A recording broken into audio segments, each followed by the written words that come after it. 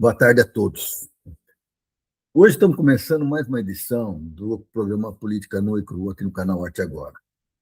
O tema central do programa de hoje é a nova agressão do governo de Donald Trump contra o Brasil e a participação vergonhosa da família Bolsonaro nessa ofensiva contra a soberania nacional.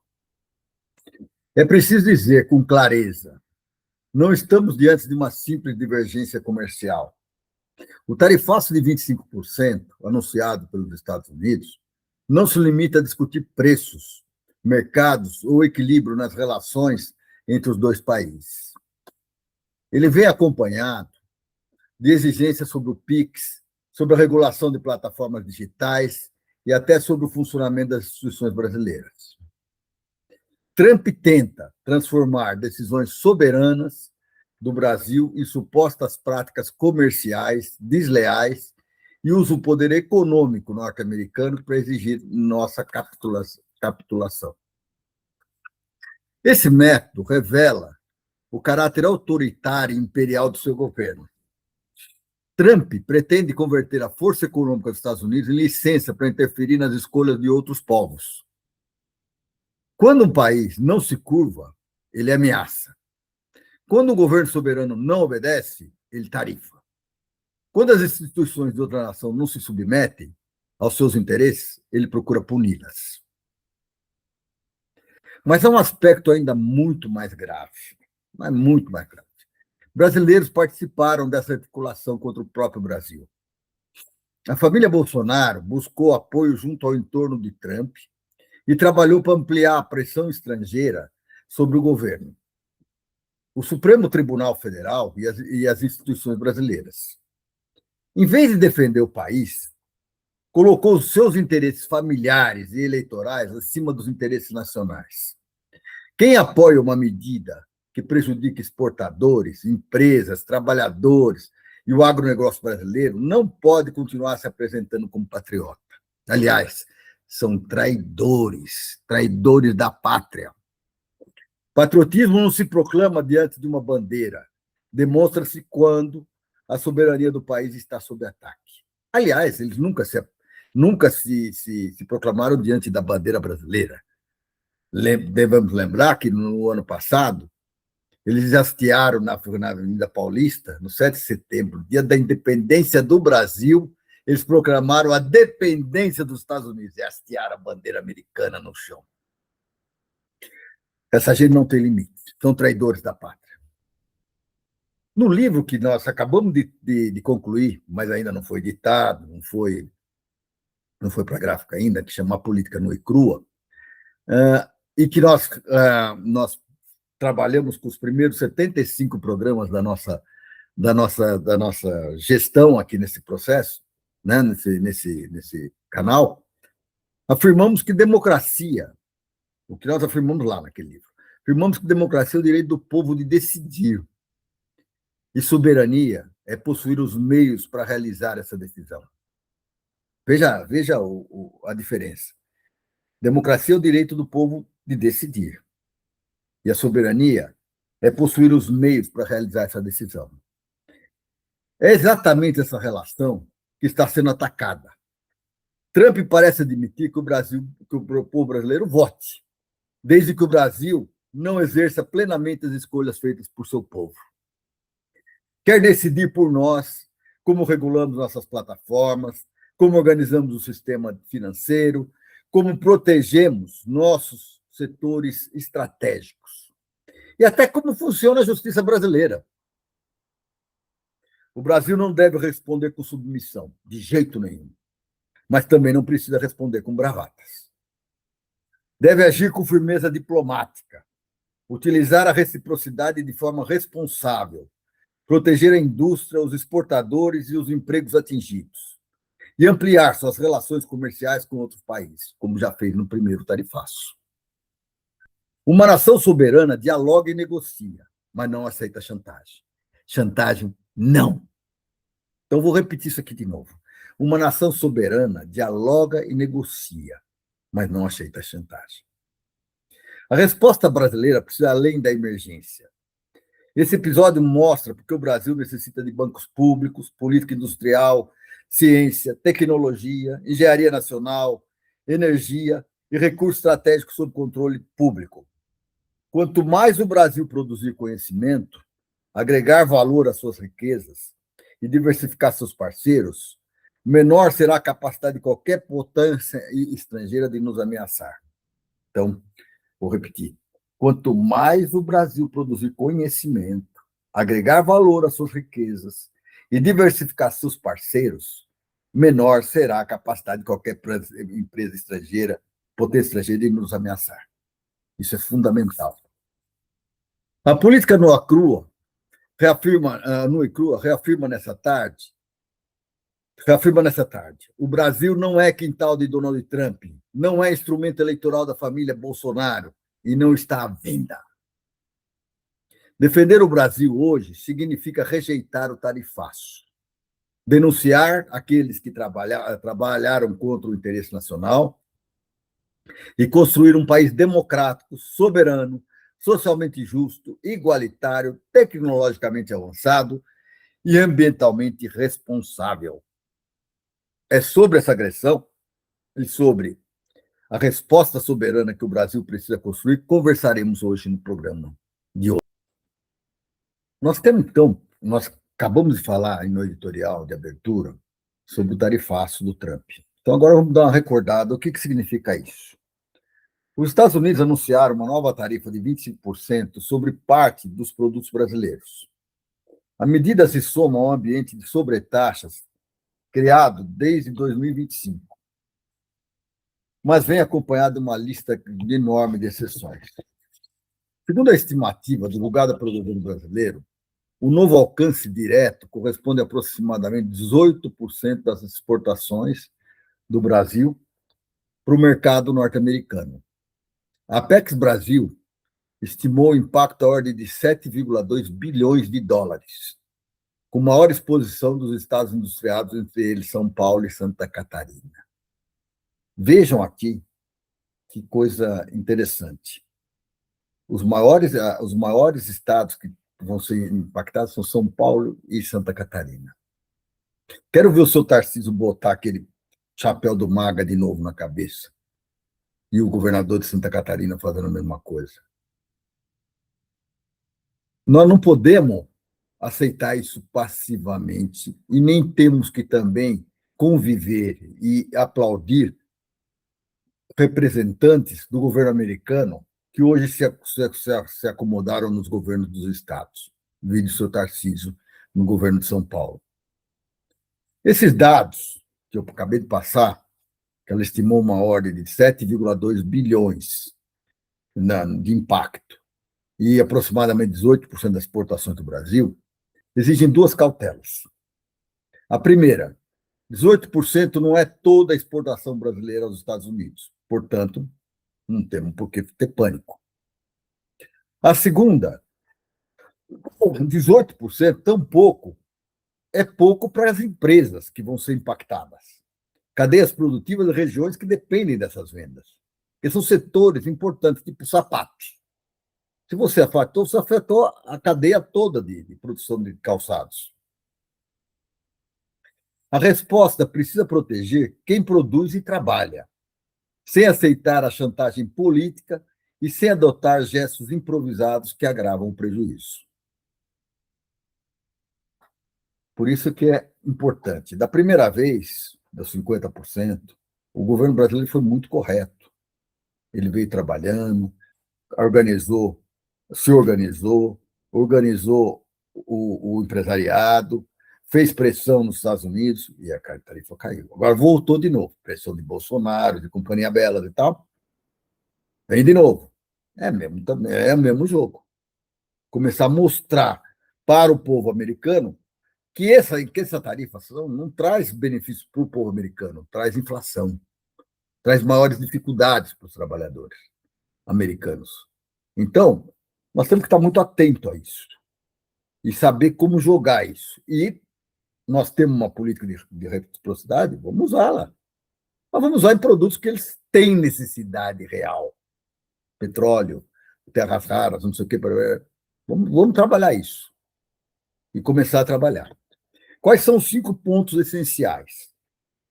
A sobretaxa anunciada é de 25% para um conjunto de produtos com mais de 2.000 exceções divulgadas pelos Estados Unidos. Dessa vez, eles não caíram na besteira de botar carne, não caíram na besteira de botar café, de botar suco de laranja e tal. Então, já tiraram, porque isso deu impacto naquela época violento, onde a gente sente, né? Porque às vezes você vê, mesmo no Brasil, teve uma inflação de 0,13%, mas você vai no supermercado, que é onde você sente o problema, e lá você teve 10% de aumento no preço dos produtos. Então, porra, não é bem assim. Nós temos que estar bem atentos a essas questões, né? O impacto direto estimado pelo governo brasileiro alcança cerca de 18% das exportações destinadas aos Estados Unidos. Washington vincula a disputa comercial a temas soberanos internos. E olha o que eu falei. Temas soberanos internos. Como o quê? Como o PIX, regulação de plataformas e decisões institucionais brasileiras. Eles querem interferir na nossa capacidade de decidir, nos nossos instrumentos. Vocês se lembram quando, no começo do ano passado, a turma bolsonarista, que é essa mesmo que está trazendo o tarifaço, encheu as redes de que nós queríamos cobrar tarifa do Pix? Lembra disso? Na verdade, são eles que estão fazendo isso. Eles que estão ligados aos Estados Unidos. Eles que estão preocupados em sobretaxar o Pix para se igualar aos Estados Unidos. Igualar as cadeias da Visa e do Mastercard. É isso que eles querem fazer. Mas eles lançavam o quê? Fizeram o mesmo que o Collor fez. Você lembra? Se vocês, muitos de vocês podem não ter participado, eu que sou mais velho participei, da campanha do Collor contra o Lula. E o Collor falava claramente que o Lula ia intervir na caderneta de poupança. Bom, ele assumiu o governo. O que ele fez? A primeira coisa que ele fez? Interviu na caderneta de poupança e jogou a caderneta de poupança no chão, desde aquela época para cá, que era um instrumento que o povo brasileiro usava para fazer suas poupanças. E hoje, se paga 14%, 14,25% de Selic, mas você não paga isso na caderneta de poupança, todo o dinheiro que o povo coloca lá, que você paga menos de 6%. Então, o Washington vincula a disputa comercial a temas soberanos e internos. Então, vou repetir, como o PIX, regulação de plataforma e decisões institucionais brasileiras. O representante comercial dos Estados Unidos sinalizou que as tarifas podem subir ou cair conforme a resposta brasileira. Formulação que evidencia o caráter de pressão. Mais uma afirmação que eu vou fazer para vocês aqui, que eu tirei ontem, eu estava assistindo o noticiário da Globo News. E, num determinado momento, eles interromperam para dizer que no relatório que colocou a tarifa para o Brasil, o órgão que elaborou esse relatório fez questão de colocar em vários itens conforme pressão do presidente Donald Trump. Tá? E aqui eu ouso falar para vocês, sem chance nenhuma de errar, que os representantes do Trump no Brasil tiveram uma participação enorme nesse processo. Fez um jogo de cintura de falar, não faz isso antes da eleição, faz para depois. Ou seja, olha o absurdo. Faça um tarifaço, mas faça depois que eu for eleito. Olha que absurdo. Porque aí eu garanto para vocês que tudo isso que vocês querem eu resolvo. E isso tem que vir para a campanha eleitoral. Tem que vir para nós. Nós temos que discutir essas questões. Por isso que eu insisto muito nesse programa. Nós temos que discutir que Brasil nós queremos. E que Brasil nós vamos formatar para as nossas futuras gerações. Não ao entreguismo da direita e da extrema-direita. Não. Chega. E aí, eu relembro que o Brasil dispõe de lei de reciprocidade e de instrumentos diplomáticos, comerciais e financeiros e deve usá-los com firmeza e inteligência. É isso mesmo. Nós já temos isso. Então, por que nós vamos ficar de cabeça baixa? Não temos motivo para estar de cabeça baixa. Nem para ficar assim, ó, vida ou azar. Nós somos um país soberano. Um país que tem riquezas naturais. Um país que tem produtos extremamente importantes. Os Estados Unidos estão de olho nas nossas terras raras. Primeiro, eles não deveriam nunca levar a terra rara como matéria-prima. Tá? Nós temos que desenvolver a nossa capacidade de refinar essas matérias-primas e só vender produto refinado, imã pronto. Tá? Nós temos que fazer isso. Aliás, ontem, nesse canal mesmo, no Arte Agora, antes de ontem, nesse canal mesmo, nós tivemos um debate sobre terras raras, o primeiro debate. É um assunto que é extremamente importante. E eu volto a insistir, nós vamos pensar em Terrabras, nós temos que pensar em transformar este produto que é vital, mas vital, para o desenvolvimento de novas fontes de energia, nós temos que transformar como nós vamos tirar proveito disso, como um país soberano. Nós não temos que ser como nós fazemos hoje com aço, pega lá, pega o minério e entrega o minério para eles lá produzem e depois devolve o aço para mim pronto. Ou pega o petróleo bruto aqui, manda para as refinarias externas, depois paga diesel, paga gasolina e coisa. E eles estão brigando por causa do etanol, porque nós defendemos o nosso mercado de etanol. Etanol a gente produz aqui, não precisa trazer dos Estados Unidos. Né? Agora, se eu tenho capacidade de produzir petróleo no Brasil, por que eu vou refinar esse petróleo fora? Por que eu vou comprar diesel da Rússia? Por quê? Porque nós, alguns anos atrás, dentro desses conceitos de lava-jato, em vez da gente investir nas nossas refinarias, nós vendemos refinaria e vendemos a nossa rede de distribuição de combustíveis. Quer que é um absurdo maior que esse? Hoje, quando nós trabalhamos, e a Petrobras trabalha, com preços internacionais.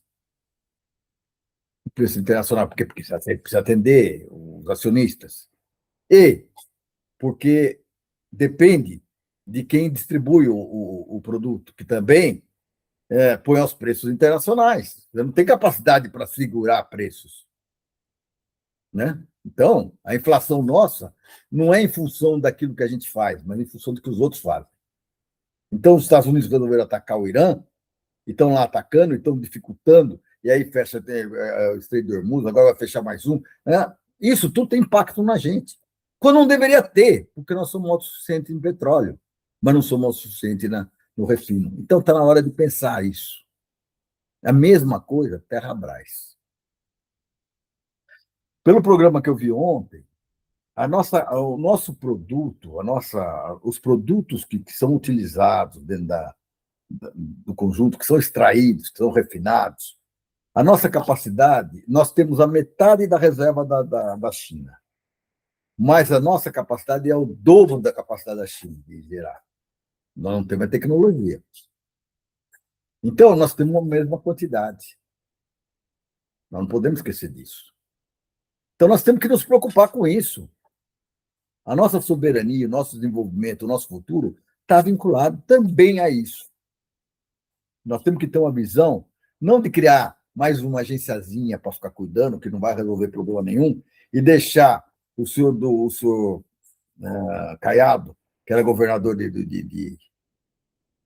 Goiás, fazer acordo com os Estados Unidos para fornecer terra rara. O que é isso? Ele nem pode fazer isso. Isso é produto nacional, que está no subsolo. E que é mais grave, a empresa mineradora que estava lá em Goiás foi comprada por uma empresa americana, que por sua vez foi comprada pelo governo americano, e todas elas financiaram, e ela está financiada pelo BNDES. Isso é outra questão que eu tenho trazido muito nessa discussão. Empresa nacional é empresa nacional. Não basta ser uma estrangeira que fez registro na junta comercial para ser uma empresa nacional. Para onde nós vamos botar o nosso dinheiro? Vamos botar para o desenvolvimento de tecnologia nacional. Empresas nacionais. Nós não podemos ficar jogando dinheiro bom, a preço baixo, na mão empresas estrangeiras que estão querendo se aproveitar do nosso produto, dos nossos produtos. Apenas isso, estou falando para vocês. Mas aí tem uma revelação do The Guardian, que também vem de acordo com o que a gente está falando. O editorial do jornal britânico The Guardian captou o centro do problema. Trump passou a tratar atos de soberania brasileira como se fossem práticas comerciais. O PIX é uma política pública eficiente criada pelo Banco Central que ampliou a concorrência e reduziu custos. Hoje, em todo lugar que você vai no Brasil, você vai num. Até o camelô já tem o PIX lá. Paga com o PIX. A responsabilização de plataformas digitais é uma decisão que cabe ao Brasil dentro da nossa Constituição. Nenhuma dessas escolhas, nem do PIX, nem responsabilização de plataforma, pode ser subordinada aos interesses de empresas americanas. De jeito nenhum. Quando a autonomia regulatória de um país é convertida em motivo de punição econômica, o que se exige não é comércio justo, exige capitulação. É isso que eles estão querendo exigir, que o Brasil capitule. Ou seja, eles querem. Nós não temos a posição que tem a China. Isso é uma pena. Porque a China, ele falou 25, ele botou 25, 50, 50, 100, 100, 150, 150. Aí parou a conversa. Espera aí, precisamos conversar. É diferente a relação. Nós ainda não temos essa capacidade nem essa força. Tá? Nem essa força. Mas nós temos que estar sendo honestos e temos que estar lutando pelo nosso Brasil. Então, não vamos deixar passar barato, não. Nada de capitulação. O Mauro Vieira foi correto ao denunciar que representantes norte-americanos ofenderam o presidente Lula e apresentaram exigências incompatíveis com uma relação respeitosa. E veio o Rubio falar que nós é que não ficamos respeitosos. Marco Rubio, ao atacar Lula e explicitar o conteúdo político da medida, ajudou a retirar a máscara comercial do tarifaço. O Brasil não deve responder com subserviência. Isso eu concordo plenamente e acho que é isso mesmo. Nem com bravata. Deve mostrar ao mundo que comércio não dá a nenhuma potência o direito de reescrever a nossa Constituição. Relações entre países exigem negociação, soberania exclui obediência. Tá, percebe? Olha essa frase. As relações entre os países exigem negociação. Soberania exige obediência.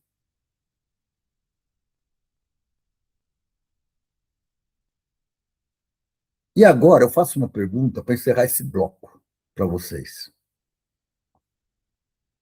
A pergunta não é apenas quanto custa essa tarifa. A pergunta é quanto custaria ao Brasil aceitar a tutela? Percebe que a questão é muito maior? Então, vamos lá, vou repetir. E gostaria que vocês pudessem respondessem no chat aqui. Ou depois manda uma mensagem, 11 981 818501, que é o meu WhatsApp. E eu preciso ter essa relação com vocês. Eu peço para vocês, encarecidamente, que façam essa relação. E eu vou repetir de novo. É 11 981 81 8501. Ou pelo chat. Eu acompanho o chat. Então, a pergunta não é apenas quanto custa a tarifa. A pergunta é quanto custaria ao Brasil aceitar a tutela?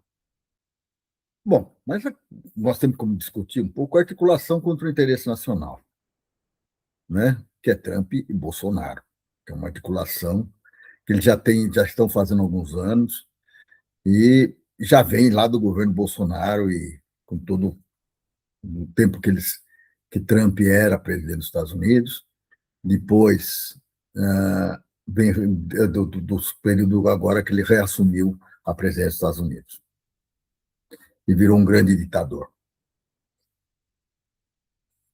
Então, aí a gente tem que levar em conta o seguinte, que a família Bolsonaro ela pediu pressão e colheu rejeição. Isso é muito bom. A família Bolsonaro transformou sua proximidade com o trumpismo em método de ação política. Em vez de disputar o futuro do Brasil dentro da democracia brasileira, ela procurou autoridades estrangeiras e ofereceu colaboração política ao governo dos Estados Unidos. É isso que o Eduardo Bolsonaro está fazendo lá nos Estados Unidos. Ele e o amigão dele lá, o tal do Figueiredo, que é neto do ditador, estão lá nos Estados Unidos, tempo integral, conversando com a cúpula do Trump. O objetivo é claro: criar pressão externa para enfraquecer Lula, constranger o STF e resgatar um projeto derrotado nas urnas e comprometido com a tentativa de golpe. É isso que eles estão querendo fazer. Eles querem voltar aquele projeto deles. O projeto deles ele vinha se traduzindo de 2018 até 2022 e ele se acertou, eles aceleraram ainda quando eles perderam a eleição. Você lembra que eles tentaram explodir um caminhão de combustível no aeroporto de Brasília na véspera do Natal? Vocês lembram do que eles puseram fogo em vários lugares no dia que o Lula foi diplomado como presidente do Brasil? E se lembram do dia 8 de janeiro, onde eles destruíram as saídas dos três poderes? Eles queriam o quê? Eles queriam um golpe de Estado. Então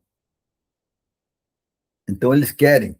Então, como eles não conseguiram aquilo naquele momento, até porque naquele momento o presidente dos Estados Unidos não era o Trump, era o Biden, e o Biden se negou a entrar nessa aventura golpista, e aí as Forças Armadas Brasileiras recuaram, e aí eles tentaram criar um fato para que a coisa voltasse, então, voltasse a acontecer, eles agora têm o Trump lá. Então, eles querem criar pressão externa, e aí tentaram enfraquecer o Lula, que eles vão tentar agora, e agora estão constrangeu o STF na época que foi julgado o ditador, o candidato a ditador Bolsonaro e os outros militares que participaram do golpe, da tentativa de golpe, e resgatar um projeto que foi derrotado nas urnas. E foi derrotado também na tentativa de golpe. O resultado começa a aparecer. Então, hoje se usa muito a expressão tariflável. Tariflável. E essa expressão, tariflável, alcançou cerca de 7 milhões de menções nas redes. Olha, isso é coisa que pega mesmo. Segundo o levantamento repercutido pelo Portal Vermelho. O dado não deve ser tratado como pesquisa eleitoral, mas mostra que a ligação entre o tarifaço e Flávio Bolsonaro ganhou enorme circulação. O próprio campo bolsonarista reconhece o risco de ser responsabilizado por uma medida que atinge setores produtivos, inclusive o agronegócio, que historicamente lhe deu apoio. Veja como esse tarifável pegou, a ponto do próprio campo bolsonarista reconhecer o risco de ser responsabilizado por uma medida que atinge setores produtivos, inclusive o agronegócio, que era o que historicamente bancava, que bancou o golpe, que bancava a família Bolsonaro. E aí, como não podia ser diferente, o PT intensifica a associação do Flávio Bolsonaro e o tarifaço. É uma disputa eleitoral legítima, mas o ponto decisivo vai além da campanha. Qualquer força que pretenda governar o Brasil deve responder se defenderá o país quando o interesse nacional entrar em choque com seu aliado estrangeiro. Vou repetir. Isso a gente trata no livro que terminamos hoje da política nua e crua, que ainda não divulgamos, né? Então, qualquer força que pretenda governar o Brasil deve responder se defenderá o país quando o interesse nacional entrar em choque com seu aliado estrangeiro. Isso é fundamental. E o que está vendendo o Caiado? O que está vendendo o Zema? O que está vendendo o Flávio Bolsonaro? Olha, nos eleja que nós garantiremos os interesses dos americanos aqui no Brasil. Nós daremos a tutela do país para vocês. É isso que nós queremos para o futuro desse país? É essa lógica que nós queremos? E aí, não tem dúvida. esses 3 candidatos já escolheram sua opção, escolheram Trump. Ou seja, não estão preocupados com o Brasil. Né? Não estão preocupados mesmo. Né? E aí, a gente tem também, já estamos falando nessa questão, vamos falar também do castelo dos crimes e a responsabilidade democrática. O bolsonarismo procura apresentar todas as investigações com seus integrantes como perseguição. Todas. Todas. Existe uma regra para o Bolsonaro de que ele não pode ter acesso às redes sociais. Ele pega, faz um papel, entrega para o Flávio Bolsonaro, e o Flávio Bolsonaro pega e vai às redes e coloca. Ele não pode nem diretamente, nem por terceiros. Aí querem comparar isso com o que o Lula fez, que fez análise de jogo de futebol, fez não sei o que, tá, mandar. Ele não tinha essa obrigação. Este outro tem. Se ele tem que cumprir. Ele tem cadeia domiciliar. E tem que se cumprir exatamente o que foi pedido a ele. Como criminoso, condenado a 27 anos de cadeia, ele precisa se submeter às regras do cárcere. Mas o que se acumula é um conjunto de fatos, documentos, depoimentos e decisões judiciais sobre a tentativa de ruptura institucional, ataques ao sistema eleitoral, articulações golpistas e outras condutas. É isso que eles estão fazendo. Então, eles se apresentam como perseguidos, mas o que acumula, que está aí evidente, claro, é o conjunto de fatos, documentos, depoimentos e decisões judiciais sobre a tentativa de ruptura institucional, ataques ao sistema eleitoral, articulações golpistas e outras condutas. O castelo da impunidade começa a desmoronar porque a democracia, embora tardia, reage. Vou repetir. Eles estão numa situação difícil. E o castelo da impunidade começa a desmoronar porque a democracia, embora tardia, reage. É preciso rejeitar 2 erros. O primeiro é aceitar pressão estrangeira sobre processos brasileiros. Esse é o primeiro dos grandes erros, que é o quê? Aceitar pressão estrangeira sobre processos brasileiros. O segundo é substituir justiça por vingança. A defesa da democracia exige devido processo, direito de defesa, prova de responsabilização individual. Justamente por respeitarmos essas garantias, não admitimos que Trump determina quem pode ou não ser investigado no Brasil. Então, a defesa da democracia exige devido processo, direito de defesa, prova de responsabilidade individual. Tudo isso nós temos. Justamente por respeitarmos essas garantias, não admitimos que Trump determine quem pode ou não ser investigado no Brasil. Não é ele, não cabe a ele decidir isso. Então, eu vou deixar aqui, para terminar esse bloco, eu vou deixar mais uma pergunta para vocês. Quem trabalha para impor prejuízo econômico ao próprio país pode se apresentar como patriota? Vou repetir. Quem trabalha para impor prejuízo econômico ao próprio país pode se apresentar como patriota? A resposta soberana é proteger a indústria, o emprego e a capacidade de decisão. Nós temos que dar apoio aos setores atingidos. O governo Lula anunciou reforço ao programa Brasil Soberano, com linhas de crédito e instrumentos de apoio aos exportadores atingidos. O BNDES pediu recurso adicional à Fazenda para ampliar o socorro. Essas medidas são necessárias porque uma política externa firme não pode abandonar trabalhadores e empresas que suportam o custo imediato da agressão. Então, vamos lá. Por que nós estamos pedimos recursos adicionais da Fazenda para ampliar o socorro? Porque essas medidas são necessárias porque uma política externa firme não pode abandonar trabalhadores e empresas que suportam o custo imediato da agressão. O que o Trump espera é que a gente saia, pelo amor de Deus, não me dê 25%. Não, nós vamos tentar, vai ser difícil, nós vamos tirar dinheiro de áreas importantes e tudo mais para poder segurar empregos e a economia brasileira, que também não vai ser atingida como um todo. Já falei que era 18% das exportações para os Estados Unidos só. Mas nós precisamos ter uma política externa firme. Nós não podemos baixar a cabeça e não aceitar chantagem. O apoio, porém, precisa ter contrapartidas. Crédito público deve preservar empregos, capacidade produtiva e empresas viáveis. Não pode financiar demissões, distribuição extraordinária de lucros ou simples socialização de prejuízos privados.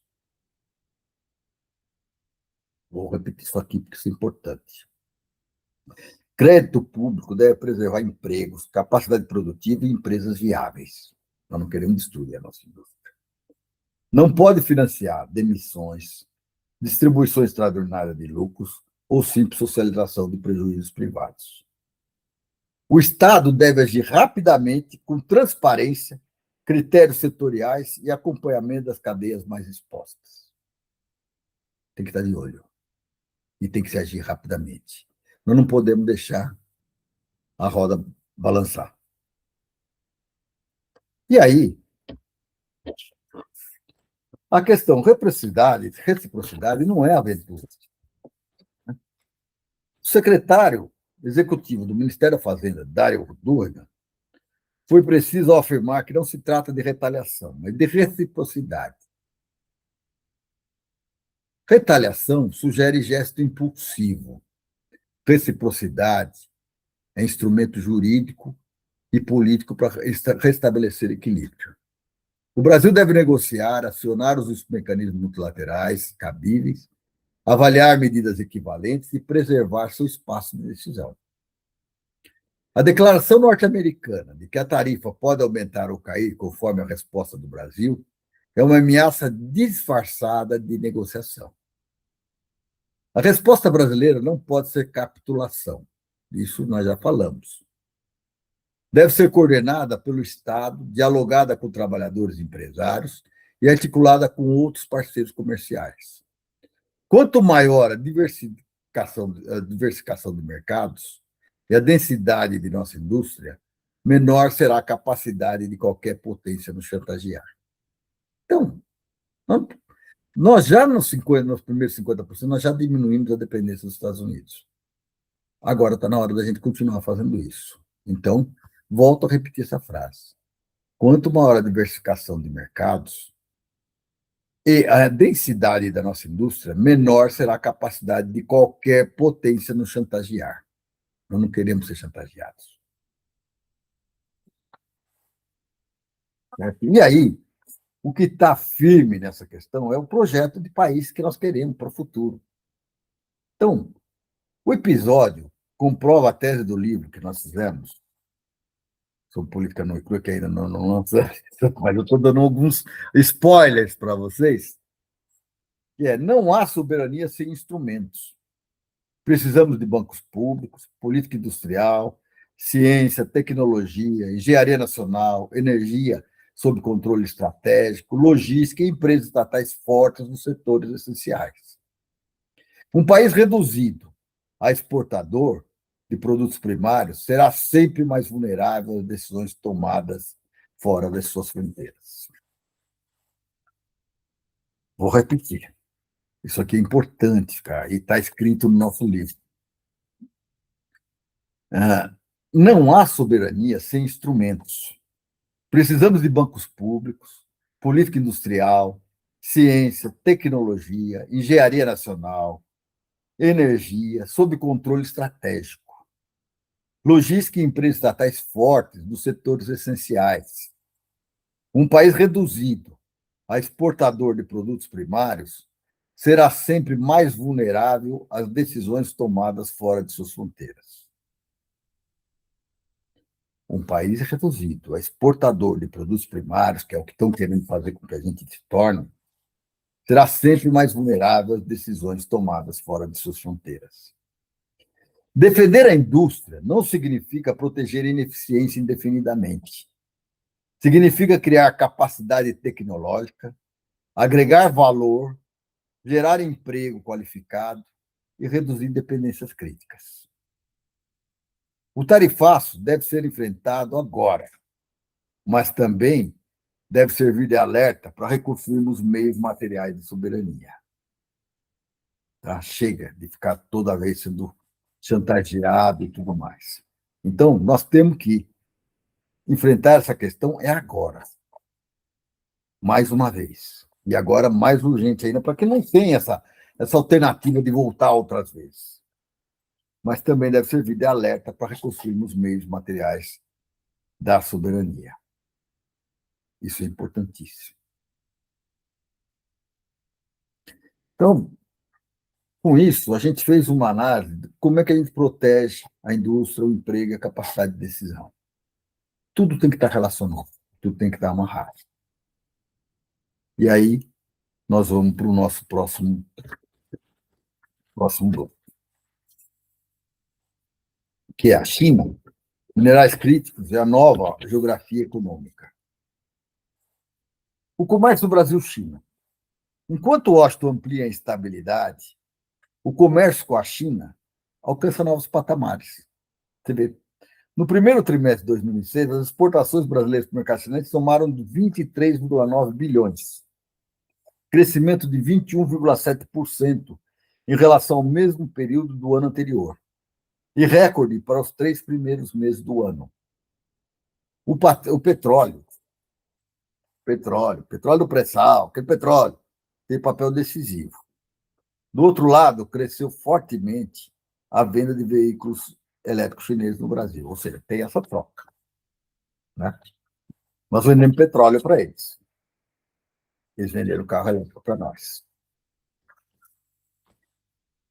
A diversificação é positiva, porque reduz a dependência de um só mercado.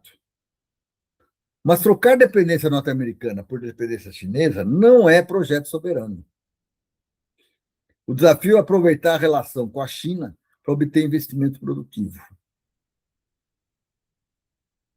Por que eu estou falando em aproveitar a relação com a China para obter investimento produtivo? Transferência tecnológica e pesquisa conjunta e fabricação no Brasil. Por que eu estou falando isso? Então, eu estou falando de investimento produtivo, transferência tecnológica, pesquisa conjunta e fabricação no Brasil. Por que eu estou falando isso? Porque eu mandei petróleo bruto para lá. E eu recebi carro pronto. Devo ter recebido aquelas placas solares. Devo ter recebido um monte de coisas que vêm prontas, que vêm com tecnologia embarcada. E nós vamos aprender também a fazer negócio com tecnologia embarcada. Importar veículos elétricos pode ampliar opções do consumidor. Produzir aqui baterias, componentes, softwares de veículos cria desenvolvimento. Então, vamos repetir. Importar veículos elétricos pode ampliar opções ao consumidor. Então, o consumidor brasileiro hoje está inundado de opções para comprar carros elétricos. Agora, produzir aqui bateria, componentes, software e os próprios veículos cria desenvolvimento. Veja a questão. Minerais críticos, jazida não é soberania. A direita tenta barrar no Senado um projeto que fortalece o controle do governo sobre minerais críticos e institui uma política nacional para o setor. A disputa é estratégica. Terras raras, lítio, níquel, grafite e outros minerais são essenciais para baterias, redes elétricas, defesa, semicondutores e transição energética. Se o Brasil apenas extrair e exportar minério, repetirá o velho papel colonial do fornecedor barato de matéria-prima, que é isso que a direita está segurando no Congresso. Ainda acha que o projeto do Congresso faltou a criação da Petrobras. Criou uma agência. A agência não garante nada. Basta ver as agências que nós temos, as agências reguladoras que nós temos. É um avanço? É um avanço, mas é muito pouco. O princípio deve ser simples. Recurso estratégico brasileiro precisa produzir conhecimento, indústria e trabalho no Brasil. Então, Se eu tenho um recurso estratégico, como terra rara, o que eu quero produzir? Eu quero produzir aqui dentro conhecimento para saber como vamos refinar. Eu preciso ter indústria para transformar isso em ímãs. E trabalho no Brasil, preciso trazer mais trabalho no Brasil. Esta é a visão desenvolvimentista que é que nós pregamos. O capital estrangeiro pode até participar, mas sob regras nacionais. Agregação de valor, proteção ambiental, pesquisa com nossas universidades e domínio tecnológico progressivo. Ou seja, tem que passar a tecnologia. Possuir a jazida é uma oportunidade. Soberania é controlar a cadeia de valor. Veja a diferença de novo. Vamos voltar a uma questão que eu discuti muito nesse livro que nós estamos falando aqui, e que vocês não têm ideia, porque ele ainda vai demorar para sair e tal. Ele está pronto, mas ele está pronto escrito. Ele não está pronto com todas as questões editoriais que estão feitas em volta dele. Então, veja, possuir a jazida é uma oportunidade. Nós temos uma jazidas importantes. Nós somos o segundo maior detentor de jazidas de terras raras. E terras raras que se equivalem, quando extraídas, equivale ao que a China tem, apesar de ter o dobro das jazidas. O que é a soberania é controlar essa cadeia de valor. Reconheço que o nosso programa de hoje ele focou muito nessa questão do tarifaço, porque possibilitou a gente discutir soberania, democracia, uma série de questões envolvidas, né? E isso é fundamental e tem caracterizado os nossos programas até hoje. Então, o que nós vamos fazer? O que nós estamos fazendo hoje, também agora vamos dar uma repassada numa questão que é fundamental. Nós discutimos muito a questão da escala 6x1, mas o Davi Alcolumbre, que é o presidente do Senado, não colocou ela em votação no Senado. E não colocou porque ele está negociando.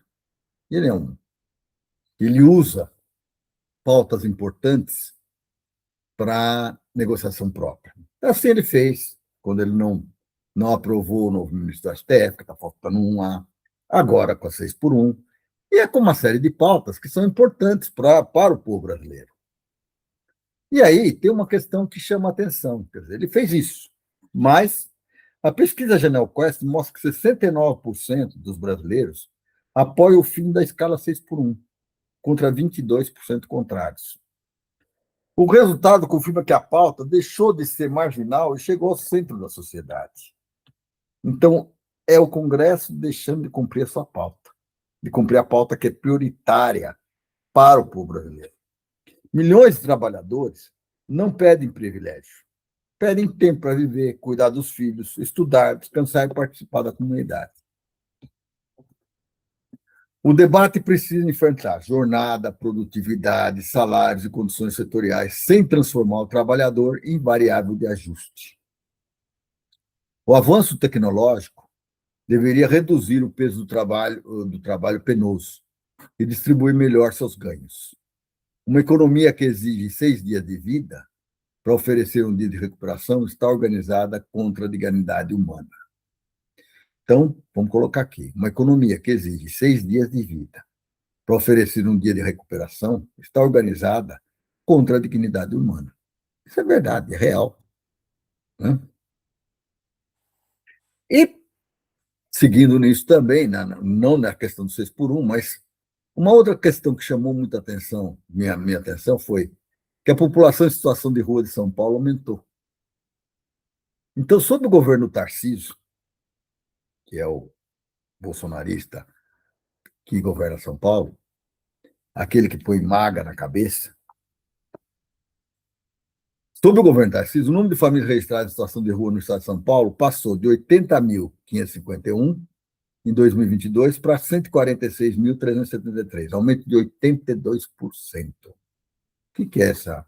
Só discutir isso. Por que tem tanta gente na rua? É uma cidade média. 146 mil pessoas estão na rua. Esse crescimento desmente a propaganda de eficiência administrativa quando ela não se traduz em moradia, em renda, saúde mental, acolhimento e reinserção social. Veja só, 82% de um ano para o outro. A população de rua não é paisagem urbana, nem caso de polícia. Antigamente se prendia quando estava na rua, hoje não. A população não é paisagem urbana, nem caso de polícia. É a expressão concentrada da desigualdade, da crise habitacional, do desemprego, da ruptura de vínculos e da insuficiência das políticas públicas. Vou repetir. População de rua não é paisagem urbana nem caso de polícia. É expressão concentrada da desigualdade, da crise habitacional, do desemprego, da ruptura de vínculos e da insuficiência de políticas públicas. Governar é cuidar de gente, não apenas conceder ativos, privatizar serviços e apresentar planilhas. Então, na hora de votar, porque o Tarcísio é candidato a governador de São Paulo de novo, lembre-se disso, que governar é preciso cuidar de gente, não apenas conceder ativos, privatizar serviços e apresentar planilhas. Não. Queria que vocês anotassem isso para ficar claro aos nossos ouvintes paulistas. Nós temos uma responsabilidade de não eleger mais nenhum, e não só dos brasileiros todos, não mais eleger bolsonaristas, nem para o Congresso, nem para o governo, nem para as assembleias e nem para o governo federal. Nós temos que colocar essa turma para fora, porque os programas deles não correspondem à realidade do que nós estamos o povo da rua. Não trabalham a questão social. Eles trabalham o que eles gostam? Privatizar, porque aí eles fazem negócios. Negócios. E atrás das empresas privatizadas, eles continuam fazendo negócios. É um acordo. Então, nós temos que parar com isso. Do mesmo jeito, os inquéritos sobre emendas parlamentares estão avançando. E eles podem avançar para medidas muito mais duras, inclusive prisões, se houver prova de desvio. Eu acho emenda parlamentar, não vou julgar todas elas, mas da forma como ele está sendo feito, nós estamos comprando, o parlamentar está comprando o voto da próxima eleição. E não só os parlamentares estão. Agora nós tivemos denúncia de que o Cunha, que não é deputado, e que o presidente do PL estão manipulando essas verbas também. Isso é questão de polícia. Então, nós precisamos avançar para medidas mais duras, inclusive prisões, se houver provas de desvio, lavagem, corrupção ou obstrução. É indispensável evitar prejulgamentos. Investigação não equivale à condenação. Vai precisar investigar. Mas dinheiro público não pode circular em zonas de sombra. Não é pouco, é 50 bi ano que circula em zonas de sombra. Emendas precisam de finalidade comprovada, rastreabilidade, execução regular e controle social. O parlamento não se enfraquece quando presta contas, ele se fortalece. A autonomia parlamentar não é salvo-conduto para orçamento secreto, entidade de fachada ou apropriação privada de recursos da população. Garantias constitucionais e fiscalização rigorosa devem caminhar juntas. Então, você veja que a autonomia parlamentar, e é isso que nós temos que olhar quando a gente for votar, em quem a gente está votando também, não é salvo-conduto por orçamento secreto, entidade de fachada ou apropriação privada dos recursos da população. Companheiros que moram aí nos estados todos, observem o que está sendo feito com essas verbas. E quem está usando e como está usando. Não eleja de novo. Vamos começar com gente nova, gente que pensa Brasil, que pensa futuro desse país. Então, nós temos que garantir que as garantias constitucionais e a fiscalização rigorosa devem caminhar juntas.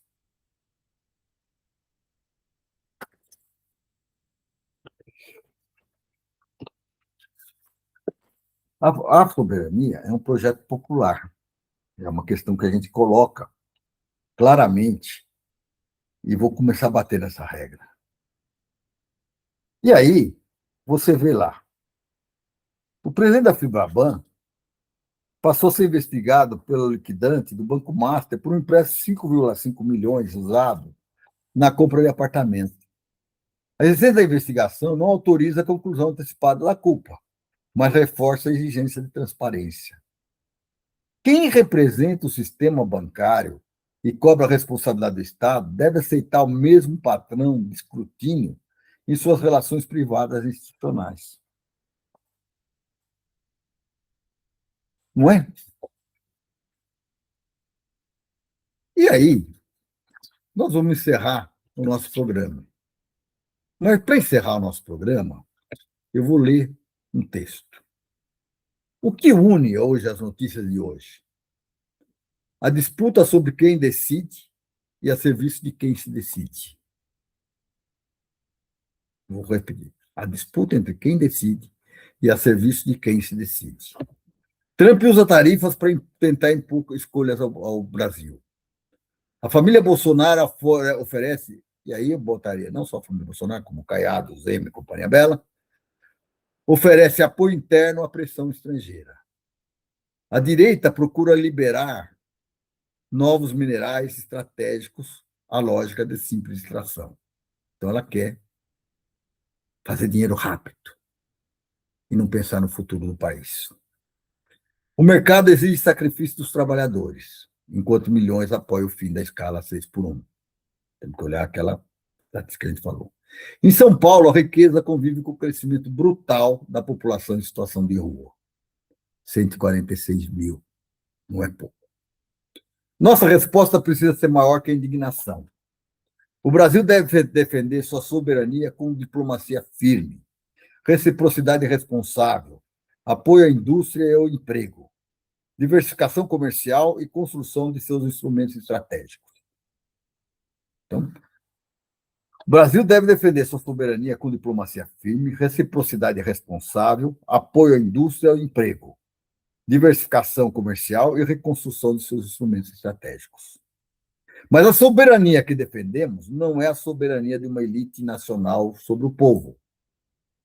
É uma soberania popular, capacidade de decidir o próprio futuro e transformar riquezas em direitos, conhecimentos, trabalho digno e justiça social.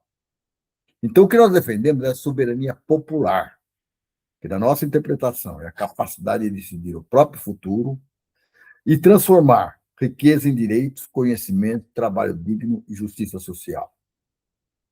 A política nua e crua reafirma: o Brasil não é quintal de Donald Trump, não é moeda eleitoral da família Bolsonaro e não está à venda. Queremos um país democrático, soberano, socialmente justo, igualitário, tecnologicamente avançado e ambientalmente responsável. Defender o Brasil hoje é rejeitar o tarifaço, responsabilizar quem trabalhou contra o interesse nacional e construir as condições para que nenhuma potência volte a nos chantagear amanhã. Então, nós vamos encerrar esse programa com esta frase: defender o Brasil hoje é rejeitar o tarifaço, responsabilizar quem trabalhou contra o interesse nacional e construir as condições para que nenhuma potência volte a nos chantagear amanhã. E, para isso, nós temos que estar unidos. Nós temos que estar de olhos abertos. Nós temos que estar dispostos a mudar esse país. Que esse próximo processo eleitoral se traduza num projeto de futuro para esse país e que nós ajudemos a construir. Um grande abraço a todos e até a próxima.